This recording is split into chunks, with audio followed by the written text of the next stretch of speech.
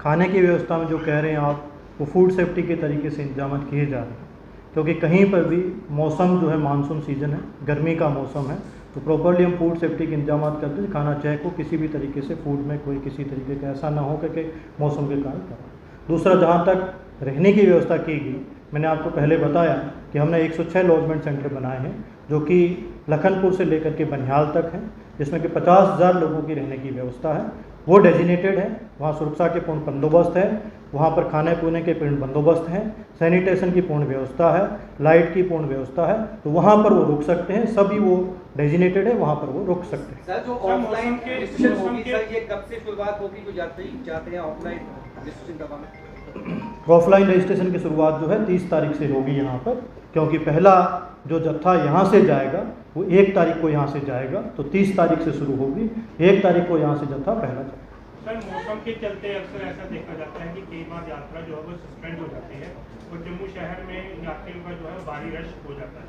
क्या मानसून के चलते कोई ऐसे मेजर्स लिए गए हैं कि जो इंतजाम हैं बारिश को देखते हुए वो यात्रियों के लिए और बेहतर बनाए गए हैं? और इसके साथ ही मेरा सवाल ये उठता है सर कि इसी कारण क्या होता है कि अगर हमारा रामबन का स्ट्रेच जो है अभी पूरी तरह से डेवलप नहीं है, तो रास्ता जो है केवल बंद हो जाता है। रेलवे से आपने कहा कि यात्रा रेलवे से नहीं होगी, तो क्या रेलवे की फैसिलिटी को इस दौरान जो है वो यूटिलाइज नहीं किया जाता? मैंने आपको बता दिया पहले कि रेलवे से कोई यात्रा नहीं हो रही है। रही बात आपने व्यवस्था की बात की है, तो हमने यहाँ पर 50,000 लोगों की रहने की व्यवस्था की हुई है। जहाँ तक बारिश की व्यवस्था रही, आप भगवती नगर में देखते थे कि पीछे बापू आसाराम जी का आश्रम है, वहाँ पर पिछले साल से बड़ा हैंगर लगाया जाता है जिसमें यात्री रहते हैं। रजिस्ट्रेशन सेंटर में भी हम वाटर प्रूफ टेंट और हैंगर लगाते हैं, जिससे यात्रियों को बारिश में किसी तरीके का जो तकलीफ ना हो। उसके अलावा चंद्रकोट का जो एलजी साहब की तरफ से, जो श्री अमरनाथ जी श्राइन बोर्ड की तरफ से 3600 लोगों की रहने की व्यवस्था की गई है, वो पूर्णतः वहाँ पर है, जहाँ पर कि पूर्ण उसमें बंदोबस्त है, सब कुछ है वहाँ पर है। उसके अलावा लांबर में 2 सालों से मैंने पूरी व्यवस्था की है कि वहाँ पे 3 से 4,000 लोगों के रहने की व्यवस्था है। रेन शेल्टर बनाए हुए हैं, लंगर है वहाँ पर, सैनिटेशन की सुविधा है, सुरक्षा के बंदोबस्त हैं, सब कुछ वहाँ पे किए गए। जहाँ तक रही जम्मू शहर की बात, जम्मू शहर के अंदर हमने 17 से 18,000 लोगों के रहने की व्यवस्था की गई है, जो कि सरकार के जो लॉजमेंट सेंटर हैं वो, उसके अलावा सामाजिक संस्थाओं से मिलकर के भी किए गए हैं। सभाएँ हैं, मंदिर हैं, जैसा कि आपको पता है कि राम मंदिर में साधु लोग रुकते हैं, गीता मंदिर है, अग्रवाल सभा है, महाजन सभा है, सब जगह हमने पूर्ण व्यवस्था की गई है यात्रियों के रुकने की, बारिश के अंदर पूर्णतः व्यवस्था। उसके अलावा यदि जम्मू में हो जाता तो कठुआ सांबा में भी पूर्ण व्यवस्था की गई। सर, मीडिया एडवाइजरी आपने कहा कि मीडिया के लिए आपको बताया जाएगा कि किन जगहों पे हम लोगों ने कवरेज करना है, क्या वो आपको मीडिया एडवाइजरी आपको टाइम टू टाइम मिलती रहेगी। Thank you.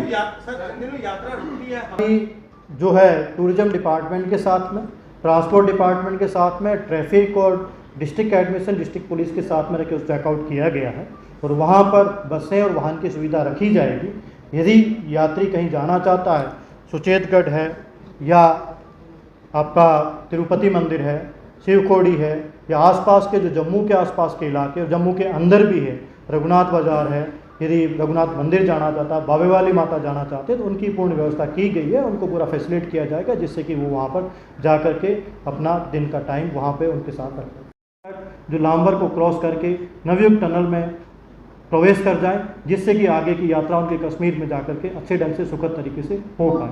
तो मैं यही रिक्वेस्ट करूँगा कि आप इस चीज़ को भी अपने माध्यम से बताएँ। इसके पश्चात जो बाकी यात्राएँ होती हैं, बूढ़ा अमरनाथ की यात्रा है, मचेल माता की यात्रा है, उनके भी पूर्ण सुरक्षा बंदोबस्त, उनके भी पूर्ण सैनिटेशन की व्यवस्था, वहाँ पे यात्रियों के जाने की व्यवस्था सब कुछ की गई है। पर आपसे रिक्वेस्ट रहेगा कि वहाँ पर डिस्ट्रिक्ट एडमिनिस्ट्रेशन और डिस्ट्रिक्ट पुलिस की तरफ से जो गाइडलाइंस है उसको फॉलो करें। जम्मू कश्मीर प्रशासन का, जम्मू कश्मीर पुलिस का पूर्णतः यह प्रयास रहता है कि यात्रा सुखद तरीके, सुरक्षित तरीके से हो। कई बार जो कभी मौसम की वजह से या किसी भी रोड डिस्ट्रप्शन की वजह से यदि कोई इश्यू होता है, तो एमईटी डिपार्टमेंट के साथ में और ट्रांसपोर्ट डिपार्टमेंट के साथ में और टूरिज्म डिपार्टमेंट के साथ में, ट्रैफिक पुलिस के साथ में मिलकर के कंट्रोल रूम बनाया जाएगा, जिसके अंतर्गत यात्रियों को जो लाइव सूचना दी जाएगी कि यात्रा किस समय की जाए, क्या नहीं की जाए। तो मेरा ये भी रिक्वेस्ट रहेगा कि इन चीज़ों को भी आप जो ट्विटर हैंडल है उनको फॉलो करें। इसके अलावा जो ये आपसे रिक्वेस्ट रहेगी कि आप सभी यात्रा के दौरान कहाँ कहाँ कवरेज करनी है, क्या करनी, वो भी एक डिसाइड होगा, उसके अकॉर्डिंग आपको अलाउ किया जाएगा तो आप उसके लिए करें। और इसके अलावा जम्मू कश्मीर सरकार की तरफ से आईजीपी जम्मू और डिवीज़न कमिश्नर जम्मू को जम्मू डिवीज़न के लिए ऑथराइज़ किया है। यदि किसी भी तरह की सूचना है आप हमारे ऑफिस से या हमारे कंट्रोल रूम से ले सकते हैं। बाकी जिला स्तर पर सभी जगह पे जिला प्रशासन और जिला पुलिस ने वहाँ पे कंट्रोल रूम बनाए हुए हैं, तो उसमें आप कांटेक्ट कर सकते हैं। अंत में मैं यही कहना चाहूँगा कि अमरनाथ जी यात्रा के पूर्ण बंदोबस्त किए गए हैं। अमरनाथ जी की यात्रा सुखद और सुरक्षित तरीके से हो, इसके लिए जम्मू कश्मीर प्रशासन तत्पर है। और ऑनरेबल लेफ्टिनेंट गवर्नर साहब ने कल प्रेस कॉन्फ्रेंस की है। ऑनरेबल लेफ्टिनेंट गवर्नर साहब श्री अमरनाथ जी श्राइन बोर्ड के चेयरमैन भी है।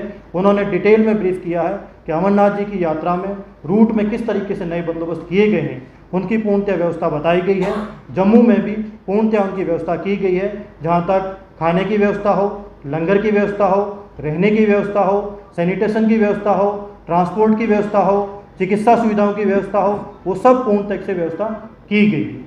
एक बार फिर मेरी रिक्वेस्ट है कि जो भी यात्री इसमें यात्रा करना चाहता है वो आपका स्वास्थ्य जांच करके सर्टिफिकेट साथ में लेके आएँ। यदि जो तत्काल रजिस्ट्रेशन करवाता है उसको यहाँ पे स्वास्थ्य जांच करना पड़ेगा। अपना सही स्वास्थ्य हो, सो हो, वही यात्रा करे।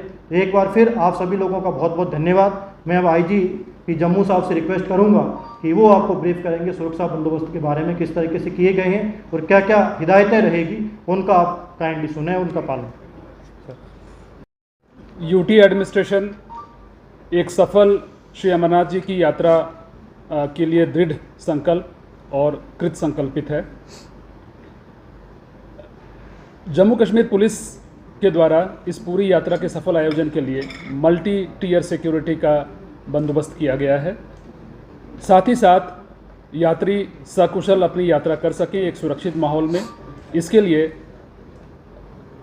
1 तारीख के बाद लगातार प्रतिदिन जो ट्रैफिक पुलिस है उसकी ओर से एक ट्रैवल एडवाइजरी निकलेगी और उसमें अलग अलग जगह के लिए कट ऑफ टाइमिंग मुकर्रर की जाएगी, फिक्स की जाएगी। आप सभी से आग्रह है, खासकर यात्री और टूरिस्ट जो जम्मू कश्मीर विजिट करना चाहते हैं, वो आप इस एडवाइजरी का बखूबी पालन करें ताकि कहीं पर आपको कोई असुविधा ना हो। मेरा आग्रह सभी यात्रियों से रहेगा कि जो आधिकारिक यहाँ से कॉन्वॉय निकलता है सुबह 4 बजे और 4:30 बजे, आप उसको ज्वाइन करें। इंडिपेंडेंट तौर पर सफ़र करना वो उचित नहीं होगा, क्योंकि जो कॉन्वॉय के साथ जो यात्रा करते हैं उनको एक सुरक्षित माहौल उपलब्ध कराया जाता है और उसमें जो सुरक्षा का बंदोबस्त होता है वो काफ़ी अच्छा होता है। जैसा कि डिप्कॉम साहब ने बताया कि इस पूरे सीज़न में श्री अमरनाथ जी यात्रा के अलावा कई छोटी यात्राएं वो अलग अलग ज़िलों में चलती हैं।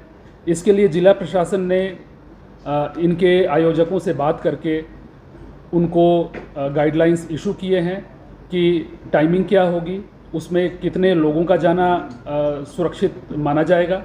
तो आप सभी से आग्रह है कि ज़िला प्रशासन के द्वारा जो गाइडलाइंस इशू किए गए हैं उसको काइंडली आप स्टिक करें। जो ट्रैफिक डिपार्टमेंट के द्वारा जो एडवाइजरी इशू की जाती है, इसका ये संदेश हर एक यात्री तक पहुँचे, भारतवर्ष के कोने कोने तक पहुँचे।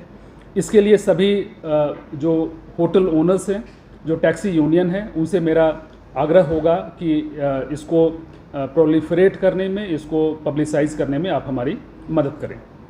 जो NH-44 है ये लखनपुर से शुरू होकर के जो हमारा क्षेत्र है वो बनिहाल में ख़त्म होता है।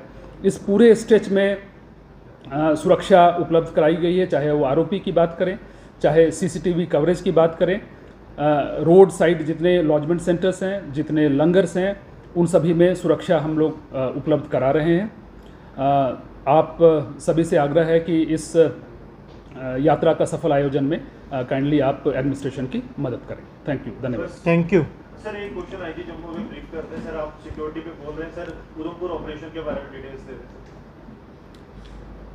उधमपुर ऑपरेशन का जहाँ तक सवाल है, बसंतगढ़ के इलाके में जो हमारा ऑपरेशन चल रहा था उसमें कल सुबह आतंकवादियों के साथ हमारी मुठभेड़ तकरीबन सुबह 8:30 बजे शुरू हुई और उसके बाद मुठभेड़ दिन भर चलती रही।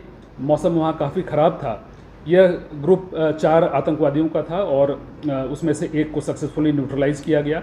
बाकी 3 की खोजबीन अभी चल रही है। आज मौसम वहाँ ठीक हो गया है और ये अभियान अभी भी जारी है। सर अमरनाथ यात्रा को लेकर सुरक्षा के लिहाज से लोगों के लिए क्या सजेशंस हैं, जो लोग, क्योंकि बड़ी यात्राएं इस वक्त चलती भी हैं, क्या सजेशन उनके लिए रहेंगी? कोई ऐसे नंबर, इमरजेंसी नंबर इशू किए जाएंगे लोगों को, ताकि कुछ भी अगर सस्पिशियस दिखे तो वो संपर्क कर सके? और क्या कोई टेरर थ्रेट भी है जिससे लोगों को सावधान रहना होगा? यात्रा का सफल आयोजन जम्मू कश्मीर पुलिस का एक प्रमुख ध्येय है और इसको हम पूरा करने की बखूबी कोशिश कर रहे हैं। जहाँ तक अपने गाइडलाइन की बात कही, जितने भी पुलिस काउंटर्स हैं वहाँ पर टूरिस्ट के लिए, वहाँ पर यात्रियों के लिए डूज़ एंड डोंट्स इशू किए जा रहे हैं। मेरा आप सभी से आग्रह रहेगा कि इस डूज़ एंड डोंट्स का पालन करें। और जहाँ तक आपने संपर्क नंबर की बात की, तो पुलिस कंट्रोल रूम के नंबर जो हैं ये ऑलरेडी पब्लिसाइज्ड हैं। इसको और पब्लिसिटी देने की आवश्यकता है तो उसको हम पब्लिसाइज करेंगे। इसके अलावा जो ट्रैफिक डिपार्टमेंट की एडवाइजरी निकलती है उसमें भी कॉन्टैक्ट नंबर्स अवेलेबल रहते हैं, तो असुविधा की स्थिति में उन नंबर को संपर्क किया जा सकता है। सर, इस बार जत्था जो है लखनपुर से भी यात्री जो है वो सुरक्षा कवर में आएंगे जम्मू तक, इस तरह की बात आ रही है, तो क्या कुछ इंतजाम किए गए हैं जम्मू पुलिस की तरफ से ताकि जो लखनपुर एंट्री गेट से आते हैं वो जम्मू तक पहुँचे? देखिए, लखनपुर से लेकर के जम्मू तक पहले आरओपी की व्यवस्था नहीं होती थी, इस बार आरओपी की व्यवस्था की गई है। वहाँ एक हमारा यूटी एडमिनिस्ट्रेशन की ओर से एक रिसेप्शन सेंटर रहता है जहाँ पर यात्रियों का स्वागत किया जाता है, उनको RFID कार्ड्स इशू किए जाते हैं। तो मेरा आग्रह है कि वहाँ पर जिस तरह के उनको गाइडलाइन दिए जाएं उनका वो पालन करेंगे और लखनपुर से जम्मू के बीच का जो स्ट्रेच है ये पूर्णतः सुरक्षित है। इसकी जिम्मेवारी जम्मू कश्मीर पुलिस की।